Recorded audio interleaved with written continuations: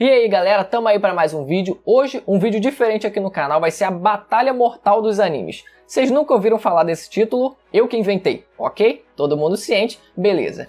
Não tem treta, é um vídeo super leve aqui. O que eu decidi fazer, na verdade, é pegar elementos parecidos desses dois animes e fazer comparações e dizer qual que eu acho melhor. Vocês vão entender na prática, mas não tem treta séria, é super leve, mais uma brincadeira mesmo, até porque One Piece e Hunter x Hunter são dois animes que eu amo de paixão. One Piece tem todo o histórico aqui no canal, sendo o principal foco, né, aqui no canal, e Hunter x Hunter tendo um histórico ainda mais antigo comigo, porque para muitos Naruto foi o anime que marcou, que fez o pessoal entrar nesse mundo dos animes, mas Hunter x Hunter também foi muito presente nesse mesmo período do tempo, porque marcou muito a minha pré-adolescência quando eu assistia na TV aberta. Então eu tenho uma sensação de nostalgia muito forte com esse anime, que toda vez que eu vejo a abertura antiga, meu amigo, toca o coração. Então, vocês vão entender na prática como é que funciona essa brincadeira. Primeiro elemento que eu quero comparar aqui é o melhor personagem fracote entre esses dois animes, o Usopp e o Leório. Quase todo o grupo principal tem que ter o fracote, que além de ser o fracote também vai servir como alívio cômico. E começando falando justamente do alívio cômico, os dois personagens eles funcionam muito bem dessa forma. Então, o que eu mais vou comparar aqui é como esses personagens fracotes eles são trabalhados. Porque, primeiro começando em relação ao Usopp, eu sinto que ele teve um crescimento muito grande antes do time skip, mas teve um problema quando teve o time skip, porque depois do time skip parece que o Usopp ele regrediu, ele voltou parecendo muito confiante, mas quando ele viu os grandes desafios do novo mundo, a gente viu o personagem decaindo, parecia que ele estava voltando no tempo. O ponto mais baixo do personagem foi em Dressrosa, quando ele estava fugindo da missão dele, que ele precisava executar, de conseguir acertar, né, o tiro lá para conseguir derrotar a Sugar. Ele fugiu da responsabilidade dele, onde todo mundo estava precisando contar com ele, até pessoas do próprio bando dele. Então a forma que eu enxergo essa oscilação do personagem, né, durante esse período de tempo, é que antes do time skip, na verdade, ele estava tendo esse crescimento porque ele estava cotidianamente, né, a todo momento enfrentando grandes desafios. Então depois ele parte para o treinamento dele, então ele fica muito isolado. Também teve seus desafios na ilha onde ele ficou, mas não era nada comparado aos desafios reais de vida ou morte que ele tinha que enfrentar com o bando dele. Então quando ele volta, mesmo que ele pareça mais confiante, quando ele se vê novamente de cara com o perigo real do dia a dia, dos grandes inimigos que eles tinham que enfrentar, então meio que bate aquela insegurança pela falta de prática que ele acabou perdendo durante o time skip, mesmo ficando mais forte.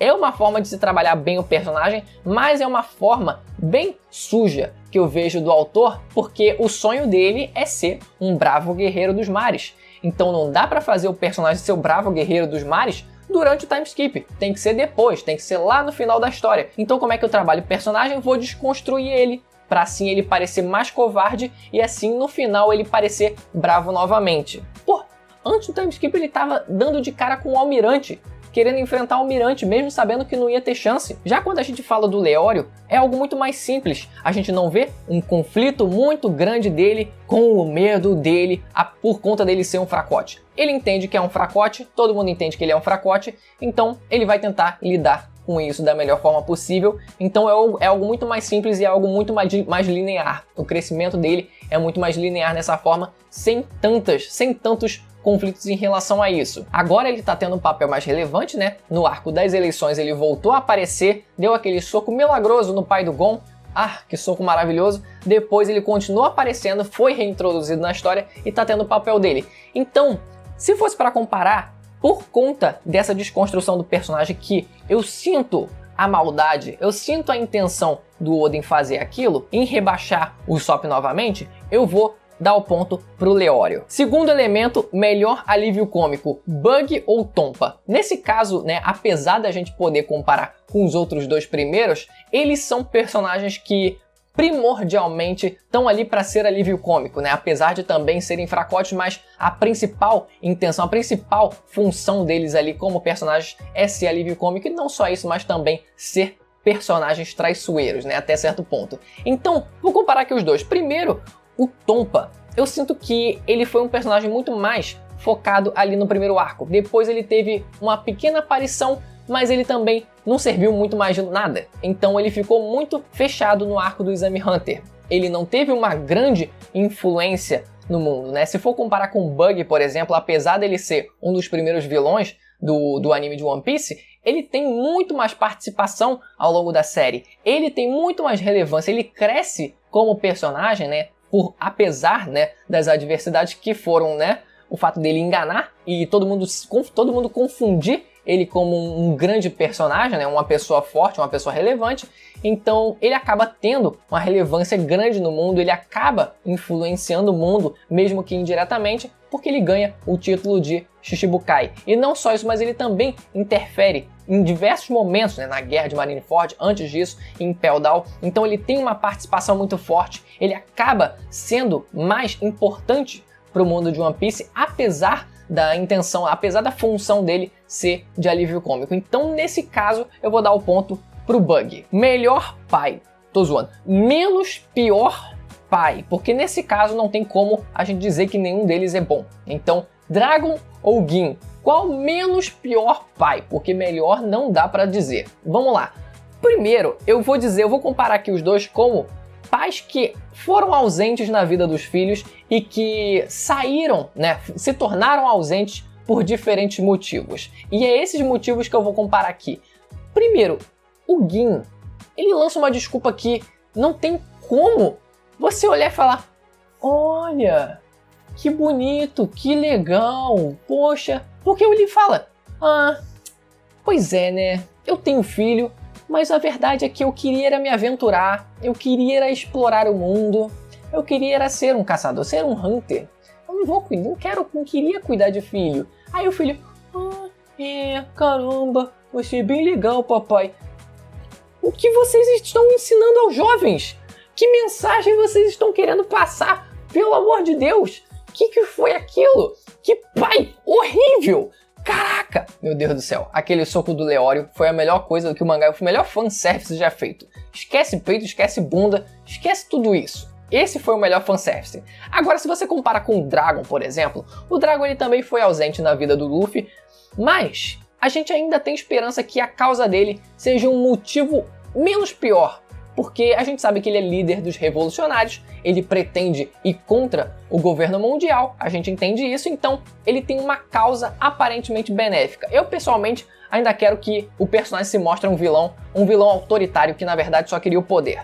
É um sonho meu? É um sonho meu. Não acho que vai acontecer, mas ainda vou sonhar mesmo assim. Mas o motivo que fez o Dragon ele abandonar o filho e seguir o seu ideal ainda é menos pior do que a escrotice e a justificativa de bosta que o Gin deu pro filho dele. Então, nesse caso, não tem nem o que dizer. O ponto vai pro Dragon. Olha só, é o menos pior. Eu não tô dizendo que os dois são bons porque, pelo amor de Deus, você quer se aventurar, mas você tem um filho. Não importa se você quer se aventurar, você tem que cuidar do seu filho. Porra, é sua obrigação como pai. Vamos prestar atenção nisso. Melhor velhote, Barba Branca ou Netero? Essa aí é muito difícil a gente decidir, porque os dois foram os grandes velhotes nesses dois animes que tiveram participações grandiosíssimas em um grande momento dos animes de cada um, né? E cara, é muito difícil a gente comparar esses dois personagens, porque os dois personagens eles são muito carismáticos, né? Principalmente o carisma nesse caso, o primeiro pontinho aqui, né? Vamos começar aqui a discutir ponto a ponto aqui. Em relação a carisma, eu senti um carisma, primeiro, muito maior no Netero, porque na primeira vez que eu vi Marineford, eu senti que o Barba Branca ele parecia muito estátua, ele parecia muito um poste, ele demorou a agir, demorou a fazer alguma coisa. Essa foi a minha primeira impressão do personagem, sabe? Pô, ele parecia muito quieto, muito paradão, muito sem graça nesse sentido. Eu fiquei, pô, não é possível. E claro, depois a gente vai vendo o personagem sendo trabalhado, o personagem sendo aprofundado, o personagem sendo mostrado que, mesmo com a trapaça que a Marinha fez, a estratégia que a Marinha usou para usar os filhos do Barba Branca contra ele, colocar o filho do Barba Branca contra ele, mesmo assim, o personagem provou o seu valor, mostrando que não, eu não vou virar as costas, eu não vou trair um filho meu, jamais. E aí, a forma simbólica que ele usou para provar isso foi destruindo as geleiras e falando, olha só, Se vocês quiserem sair, vocês podem, vocês são livres. Esse foi um momento que foi grandiosíssimo e foi um momento muito grande para aprofundar e trabalhar o personagem. E não só isso, cara, o ideal de cada um. Sabe, o passado do Barba Branca, como ele era um personagem que queria somente ter uma família. Esse era o sonho dele, mas mesmo assim, ele virou o personagem mais forte do mundo, o homem mais forte do mundo, ele ganhou esse título. E não só isso, mas o Netero também, com todo o passado de treinamento dele, com toda a mensagem de gratidão dele, ia falar gratitude, não sei se existe, gratidão dele também, o passado dele treinando na neve. Cara, coisas sensacionais que foram trazidas no passado dos personagens, a forma de ver o mundo dos personagens. E não só isso, mas até mesmo a forma como a gente pode questionar a moral desses personagens, né? Apesar da moral do Barba Branca, por exemplo, ter se mostrado invicta naquele momento, tipo, não vou trair os meus filhos, mesmo assim, a gente pode questionar o momento em que ele recrutou o Ace, porque o que ele fez, na verdade, é bater nele e sequestrar o Ace e fazer com que ele fosse do bando dele e amasse estar naquele bando ao longo do tempo. Ele basicamente batia no Ace até ele se convencer de que o Ace estava no lugar certo. É um negócio meio questionável, eu sei, o que ele fez foi errado, mas mesmo assim no fim o Ace aceitou e viu que realmente aquilo era bom pra ele, então ele aceitou aquilo. E no caso do Netero, ele usando a bomba que foi construída por seres humanos, né, pra matar outros seres humanos, que naquele momento foi usada pra exterminar as formigas ou exterminar pelo menos o Meruem naquele momento. E cara, toda a mensagem que também foi passada por conta disso, né, em relação à guerra, em relação à violência, em relação às armas serem usadas para destruição, e mesmo em questão de luta, não tem nem o que falar, são dois personagens que lutaram até a morte, deram a vida pelo que eles acreditavam naquela missão. Então, cara, não tem nem o que falar, são dois personagens maravilhosos e nesse caso eu vou ter que dar um empate, vou dar um ponto para cada um. Melhor poder. Nesse caso a gente tem em One Piece dois poderes, Akuma no Mi e o Haki. E no caso de Hunter x Hunter a gente tem o Nen. Então a gente tem que fazer duas comparações aqui. Primeiro com a Akuma no Mi e depois com o Haki. Então nesse caso, primeiro a Akuma no Mi, que foi a principal fonte de poder apresentada primeiramente dentro de One Piece, comparado com o Nen, que foi o poder único e exclusivamente apresentado em Hunter x Hunter. O que a gente tem nesse caso é que fazer primeiro uma desmistificação do Nen. Porque o Nen, apesar de ter uma grande explicação e muita informação para a gente entender, né, um esquema muito bem detalhado, esquematizado para a gente entender logo de cara quando as informações são dadas, o Togashi, no geral, tem esse costume de estender muito além do necessário as explicações, então acaba parecendo muito mais coisa que na prática é de fato, porque se a gente desmistificar o Nen, a gente percebe que é um poder pensado para que qualquer coisa possa ser possível, até mesmo um personagem se tornar uma moto. Então, apesar das restrições que esse poder dá, ainda assim o autor ele ainda tem uma liberdade quase que infinita para colocar qualquer poder mirabolante a partir dessa energia, a partir desse conceito. E aí a gente compara com o Akuma no Mi, que também é isso. Também é você praticamente dar qualquer poder bizarro de qualquer coisa para os personagens de One Piece. Cada um tem suas categorias, cada um tem suas especificações, seus tipos, suas formas de serem trabalhadas, as formas como eles se relacionam, mas ainda assim são dois poderes que nesse sentido eu acho que se anulam. Agora, o Haki, ele é outro poder sendo apresentado no mundo de One Piece que também não pode ser ignorado. No caso do Haki, ele foi um conceito apresentado depois. E por ser algo apresentado depois, ficou um negócio meio que esquisito quando a gente compara em momentos antes, o mangá antes desse poder ser apresentado.